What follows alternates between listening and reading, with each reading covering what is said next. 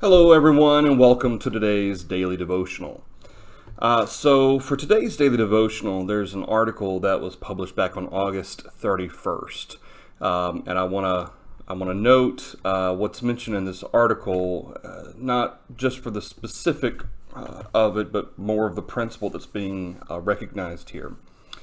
So, the title of the article is Benadryl Challenge is a dangerous and deadly fad on social media, according to medical experts. The Benadryl Challenge is a dangerous social media fad on the app TikTok that led to the death of a 15-year-old Oklahoma teen last week. Of course, it was published August 31st, like I said, and the hospitalization of at least 3 Texas teenagers in May. The deadly challenge coaxes participants to take several doses of the over-the-counter antihistamine drug diphenhydramine, which is Benadryl, to the point that the person trips out or hallucinates. I would say that the Benadryl challenge may look fun, but it could be deadly. The Benadryl challenge is dangerous and potentially lethal, Dr. Adam Berman, an emergency medicine physician and toxicologist at Northwell Health Long Island Jewish Medical Center in New York, told Fox News. In normal doses, Benadryl is safe. In an overdose, Benadryl can cause the heart to beat irregularly, which could eventually lead to the heart stopping. It can also cause seizures and extreme drowsiness, which could be fatal when combined. Benadryl is a commonly used over-the-counter antihistamine drug used to treat allergies and allergic reactions.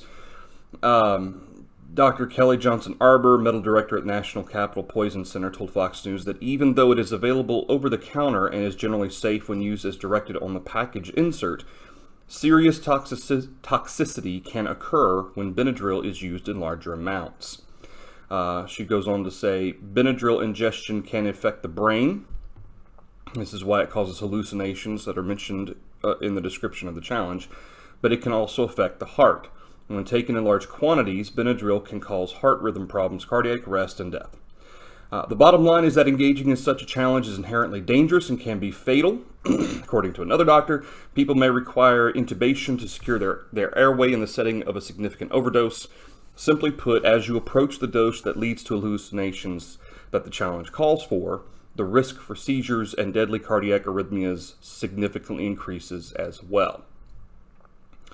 A spokesperson for Johnson & Johnson, the manufacturer of Benadryl, emailed a statement. The health and safety of people who use our products is our top priority. The Benadryl TikTok trend is extremely concerning, dangerous, and should be stopped immediately. As with any medicine, abuse or misuse can lead to serious side effects with potentially long-lasting consequences. We are working with TikTok and our partners to do what we can to stop this dangerous trend, including the removal of content across social platforms that showcase this behavior. Physicians told Fox News it's important for parents to try to protect their children from this social media challenge. Glatter said, in light of these and other risky social media challenges, it's vital that parents monitor their teens' social media activity. And he goes on to offer a warning in case you suspect an overdose to call poison control. Now, obviously, the article itself is describing the dangerous component of this Benadryl challenge, and there have been other social media, what most of us older individuals would say, just really stupid challenges. I mean, let's be honest. It's silly, and you ask yourself, why do younger people get involved in this type of thing? And what it boils down to is, at least in terms of the perception that we seem to have on this, is that it's ultimately a peer pressure issue. That in order to be a part of the group, be a part of those who are doing the challenge, to be a part, feel like they're attached to something, to be, cool or to fit in, individuals are willing to do Benadryl challenge. There was the Tide packets or whatever that you put in your mouth and let them dissolve. I don't know. I mean, there's been so many different challenges that are extremely dangerous and really, really stupid that people have done. And what it really does is, in a lot of ways, it kind of highlights especially for young people. But this isn't just a young people issue. It highlights the innate need that many human beings have to be a part of a community or a group of people, and to feel welcomed or as if you're a part of that group. And really the ultimate point of our daily devotional today is, certainly while sharing the warning, obviously, about this and other such challenges, is the danger that social pressure can have on especially young people, but on all of us. We talked Sunday about the challenges of when we're being asked out to a bar or dance club or something with our coworkers or our classmates, or when there's a business dinner and everybody's ordering wine or liquor or something like that, and how do we handle those types of situations. And peer pressure is a huge problem, especially for those of us who are more maybe social butterflies or are more extroverts. And we tend to feel better when we're around people, when we get a chance to socialize and so forth. And when there is an activity that others are doing that either in itself could be sinful or could lead to potential temptation or sin, it puts us in a situation where we have to make a choice. And it's important and vital that we teach our children, remind our teenagers that, obviously there's the old adage, if everybody jumps off a bridge, would you jump off too? I heard that all the time growing up. We all heard that all the time growing up. But the truth of the matter is, we have to teach our teenagers and our young people, and for us ourselves as well. We have to learn to think through a situation. And this is why the scripture that one of the passages that we read last week in on Sunday in Ephesians chapter 5 and in verse 15, this is why this is such an important passage. See then that you walk circumspectly, not as fools, but as wise. In our walk, in our lives as Christians and as people seeking to please God, we need to walk circumspectly, and we need to not be unwise, but understand what the will of the Lord is. And in order to walk circumspectly, that circumspectly implies having an awareness of myself and my surroundings. It's understanding what situation I'm in, understanding where temptation may come, where obstacles in my path to continue to live faithfully to the Lord, where those things might crop up. And it's extremely important that we teach our children to be able to think through a situation. Is it really worth going to the hospital and potentially dying just to fit in with people who, quite frankly, to do this, it's not smart. It's not smart to do something like that. I mean, are these people really worth being called your friends if they're willing to risk their health and potentially long-term health? They may not just kill you right away. This may be something that may damage a kidney or a liver or something like that. And so it's extremely important that we ourselves and our teenagers and our children think through the scenarios in which they're faced, or with which they're faced, in social situations. And to remember that Jesus says in Matthew chapter 5 to let our light so shine before men that they may see our good works and come to glorify the Father in heaven. That means we have to stand out. Even though, and there are sometimes, certainly when you go with the crowd in things that have no spiritual bearing, in terms of no sinful repercussions or temptation issues, that's fine. Okay, we can go with the crowd. It's fine. But when it comes time to make a decision between what I know God wants me to do and what my coworkers, my classmates, my friends, even at times peer pressure in someone's own family, what they want me to do, I have to make a decision. And in order to be consistent in my example, especially if I hope to ever teach anyone that I'm close to, and I claim to be a Christian, I need to be able to stand out of the crowd, to stand apart from the fray, and be able to say, you know what, y'all have the right to make a decision here to do what you're going to do. I don't think this is a good idea, this Benadryl challenge, and I am not going to take part because it's not worth it. Okay? And if we're afraid of being shunned or afraid of losing individuals who call themselves our friends or whom we call friends because we won't do something dumb with them that may threaten our lives or our long-term health, we don't need them as friends. Okay? It's not just up to us to adapt to other people in order for us to fit in. You know what? If people truly want to be friends with us or are interested in us, then you know what? They can adapt to us. It doesn't always have to be a one-way street. And especially if these people, whoever they may be, coworkers, friends, classmates, whatever, if they understand that we are faithful people, that we seek to serve God and so forth, true friends will respect that.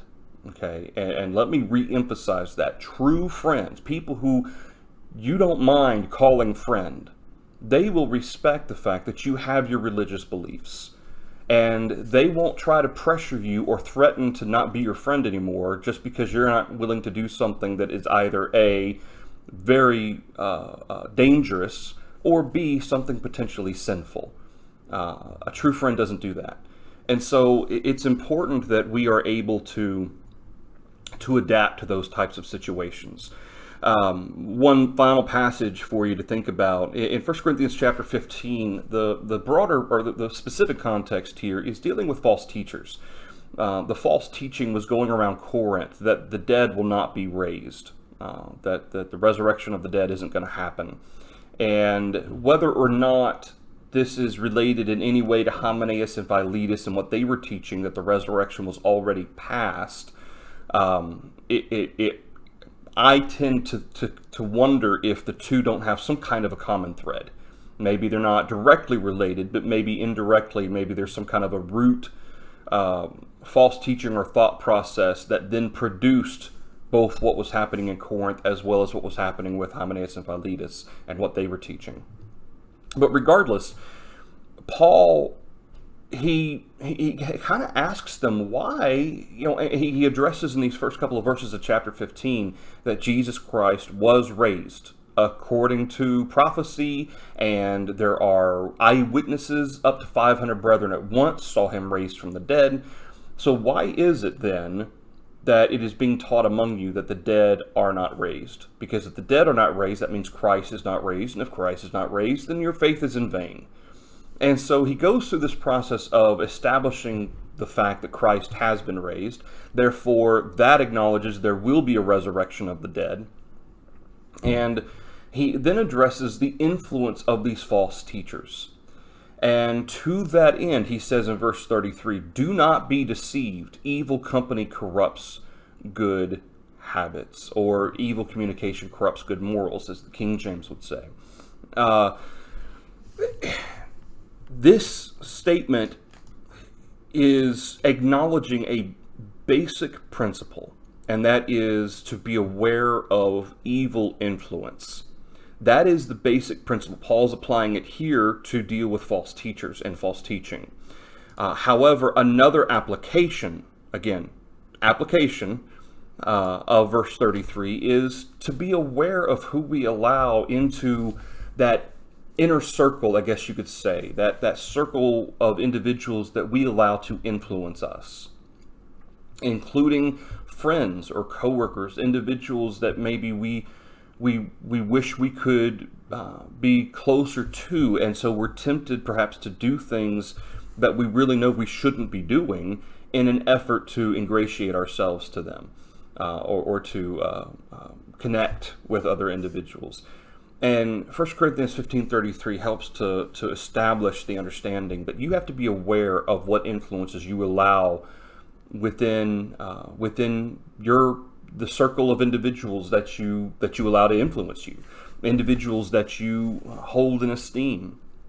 We need to be very careful what influences we allow around us. And if those influences get to be so difficult to handle and deal with that we're constantly being bombarded and tempted to do things that are wrong or dangerous, things that God would not want us to do, then we need to ask ourselves, why do I want to be around this person? Why am I allowing their activity, their conduct, their attitude to be one that I want to be around? We have to be very careful and very aware. And we need to teach our kids to be aware, to be circumspect, and to be choosy with who you allow in your inner circle. Those individuals that you consider the close friends, individuals whose influence you allow to affect you. And it's okay to be picky in that regard. And this certainly would count for even people who perhaps maybe are religious individuals, but maybe they continually try to hammer home something that the Bible doesn't teach. Maybe they are constantly trying to get us to change our beliefs or something like that. And even in that situation, if it gets to a point where, like with the Corinthians, they had allowed these individuals to among them to teach that the dead are not raised, and it convinced some of them. And that's why Paul says, do not be deceived. Evil company corrupts good habits. You have been taught properly. You know the truth. You know what's right and wrong. Don't allow the influence of others to change you or to turn you away from what God wants. All right. That's the lesson, or that's the daily devotional for you today. I hope that's something beneficial both for us, no matter how old we are. Obviously, peer pressure and influence of others can be a big deal. Okay, it's not just a young person thing. All right, but certainly for teenagers and middle school kids and even elementary school kids. I mean, these are things that we need to discuss as grandparents, as parents, with our kids, so that they know and are equipped with how to handle a situation where somebody's being a bad influence and somebody's tempting them to do something they shouldn't do, and they know they shouldn't do it. Don't stoop to their level of behavior or attitude just to try to ingratiate yourself with them. They're not worth having as a friend if they're going to try to cause you to do something that you know you shouldn't do. And I know that sounds cliche, but you know what? It really is as simple as that. And just by eliminating those influences, it can have a huge impact on our outlook and on our ability to serve God every day. All right. So just a reminder, we are not doing the Sunday live streams at 1 o'clock anymore, nor the Wednesday night at 7 p.m. live streams on Facebook and YouTube, since at the Wichita Falls congregation we have gone back to our classes on Sunday, and we're also going to have a study on Wednesday night at 7 at the church building. I ran into some issues with YouTube processing the video yesterday, so I wasn't able to get the class and sermon uploaded by 1 like I wanted to. But there's an easy way around that. I can fix that. Those are uploaded. However, 2 Timothy chapter 4 study, as well as the sermon from yesterday, are on YouTube and Facebook. And hopefully for next Sunday, and really for Wednesday night, Lord willing, I'll be able to kind of have a workaround available for that, to be able to upload our study real quickly after the service. We will be live streaming for our members of the Wichita Falls congregation Wednesday night service at 7. But we will not be having the Sunday live streams and the Wednesday live streams on Facebook and YouTube like we've been doing. It seems redundant to do the same study twice, and I don't want people who are at worship who don't watch the YouTube or live stream or whatever to get behind or something like that. It's just not going to work that way. But we will continue to have our daily devotionals as we have tonight. We will also have our daily devotional tomorrow at 6:30, and as well on Thursday and Friday. So we will not be having live streams, public live streams on Saturday, Sunday, or Wednesday. All right, just want to make sure everybody's aware of that, and I have updated the live stream schedule both here in this end screen of our live stream as well as on our website. Also, as pertaining to our website, all of our bulletins are all updated, so if you've missed a bulletin, I also email these out to our members as well, but if you want to keep up with the bulletin articles that we publish every week, those are all available on the website under 2020, as well as through June, or through the midway of June. I also have all of the audio sermons and sermon notes, and Lord willing, tonight or tomorrow I'll get caught up with the sermon and sermon notes and everything for the website as well. Our schedule has been updated on the website, as well as the live stream schedule, as well as our at the church building schedule. All that's been updated. So if you ever are wondering what the plan is or whatnot, you can email me. Obviously, you can text me, but I'm going to try really hard to keep the website updated. If with any changes or any schedule, anything that we do with the schedule wise, I'm going to update it hopefully immediately so that people can refer to that as quickly as possible. All right, everybody. Thanks again, Lord willing. I will see you all tomorrow night for our daily devotional tomorrow. Thanks, everybody.